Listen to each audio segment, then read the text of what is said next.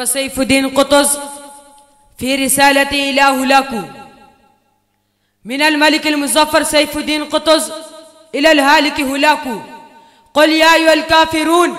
لا أعبد ما تعبدون، ففي كل كتاب لعنتم وبكل قبيح وصفتم وعلى لسان كل رسول ذكرتم، وعندنا خبركم من حيث خلقتم وأنتم الكفرة كما زعمتم، ألا لعنة الله على الكافرين. نحن المؤمنون حقا لا يداخلنا عيب ولا يصدنا غيب، القرآن علينا نزل وهو رحيم بنا لم يزل، تحققنا تنزيلا وعرفنا تأويلا، وإنما النار لكم خلقت ولجلودكم أغرمت، ألا وإن من أعجب العجب تهديد الليوث بالردود والسباع بالضباع والحماة بالكراع، خيولنا برقية سهامنا يمانية سيوفنا مضرية، أكتافها شديدة المضارب ووصفها بالمشارق والمغارب، فرساننا ليوث إذا ركبت وفراسنا لواحق إذا طلبت، وسيوفنا قواطع إذا ضربت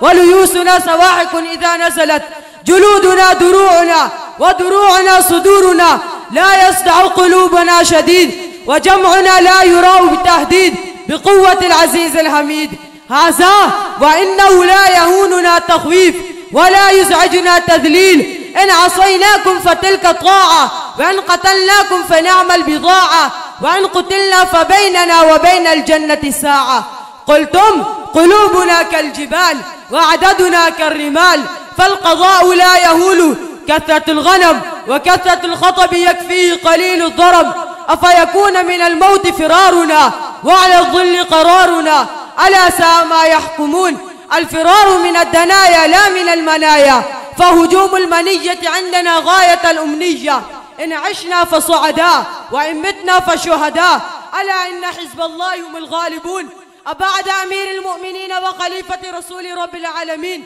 تطلبون منا الطاعة، لا سمع لكم اليوم ولا طاعة، تطلبون أن نسلم إليكم أمرنا قبل أن ينكشف الغطاء ويدخل علينا منكم الخطأ. هذا كلام في نظمه تركيك وفي سلكه تسليك، ولو كشف الغطاء ونزل القضاء لبان من أخطأ. أكفر بعد الإيمان ونخذ بعد التبيان، قولوا لكاتبكم الذي رصف مقالته وفخم رسالته، ما قصرت بما قصدت وأوجزت وبالغت، والله ما كان عندنا كتابك إلا كصرير باب أو قنين ضباب، والله ما كان عندنا كتابك إلا كصرير باب أو قنين ضباب، قد علمنا إظهار بلاغتك وإعلان فصاحتك، وما أنت إلا كما قال القائل: حفظت شيئا وغابت عنك أشياء. كتبت: سيعلم الذين ظلموا أي منقلب ينقلبون. لك هذا الخطاب، واعلم أنه إن كانت لكم سماحة وكانت عندكم هذه الفصاحة، فما الحاجة لقراءة آيات وتلفيق حكايات وتصنيف مكاتبات، وها نحن هؤلاء وقد قلنا ما حضر. والسلام عليكم ورحمة الله وبركاته.